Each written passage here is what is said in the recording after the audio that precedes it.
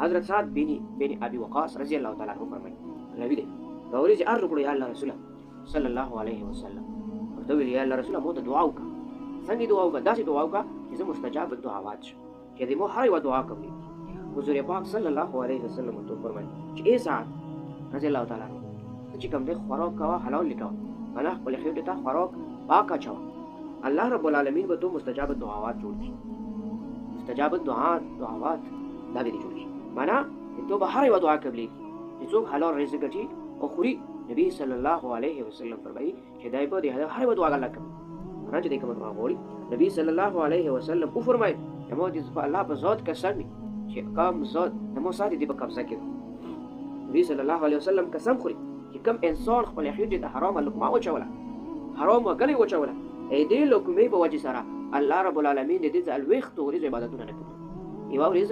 یو لقمه یو ګله چې کوم دی هغه حرامه تو ګټه وچوله رسول الله صلی الله علیه وسلم فرمایي چې ځلويخت او پورې دی یو اړیک عمل نه کوي نبی صلی الله علیه وسلم په حدیث کې فرمایي چې کوم انسان هغه غوخه د سود نه یا د حرام مال نه جوړ شو په بدن کې چې د خپېدو لپاره او د دې لپاره بهترینه د کومه لپاره د جهنم ورنه بهتر شي نشي عزتمنو عزیزانو نن په دې حدیث باندې لږ غور فکر وکړو چې یو طرف ته نبی صلی الله علیه وسلم د حلال رزق فضیلت ذکر نبی صلی الله علیه وسلم فرمایي چې ته حلال روزي ګټي خوري دا به ته هر دعا الله پاک قبول کړي حضرت سعد رضی الله تعالی عنہ مختلف کړه چې مو ته داسې دعا وکړه نبی علیہ السلام نبی علیہ السلام په دې خبره قسم خوري الله په ذات مې قسم ایک ذات مې قسم چې مو ساده دې په قبضه کې د خلاص کې چې کوم انسان یو لکما یو غله هغه خپل خېټه حرام وچوله یا سود ولا وچوله څلويخت ورځې پرې دا عمل کوي او کوم انسان حرام کله خوراک وکړو په دې باندې کوم توقات کوم ویخه جوړه شوله دغه ویخه د پوره بهترین شي هغه جهنم ور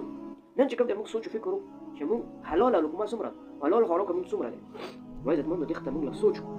لږ فکر وکړو حضرت ابو سعید خدری رضی الله تعالی عنہ فرمایي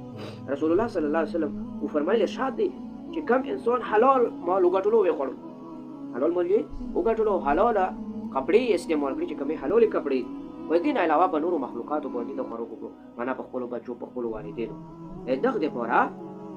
بهترین برکت ولا و دې پاکیزګي ولا دغه مال دی معنا د قیامت پرېز به دغه انسان د برکت ولا په دنیا کې ولا برکت ورکړي دغه انسان ته او دویمه الله رب العالمین دې ګناهونه نه چکه کوي